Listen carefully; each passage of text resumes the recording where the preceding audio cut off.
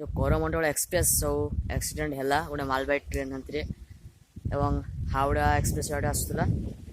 accident है तीन गोटे हाथी एक्सीडेंट है बट यह देखिए मत बहुत दुख लगे मु ब्लॉग चैनल भी से वीडियो आने को बाध्य हली कारण एमती दुख भरा कहानी से वीडियो देखु से वीडियो नुहे वीडियो टोटा कम्युनिटी गाइडलाइन ऊपर पलि जदि से वीडियो मुझे बारंबार पकेबी खाली के फटो देखुँ से बापार कांदना बापांकर ये अश्रुर कांदना आपन भी देखी कांदी के मुझे डेस्क्रिप्शन में लिंक देदेवी आप से वीडियो देखिपारे भी कि से बापांकर जो अश्रुर कांदना से माने निज छाती की निज हृदय को बाधिब निश्चय तो बाधिब तेनाली वीडियो को आपने शेष देखते वीडियो को लाइक कर सब्सक्राइब कर दिंतु फटो देखिले आपने केमी बापाकर से पुआ को खोजुले तेणु आज वीडियो शेष करवा पुणी देखा आगे कौटे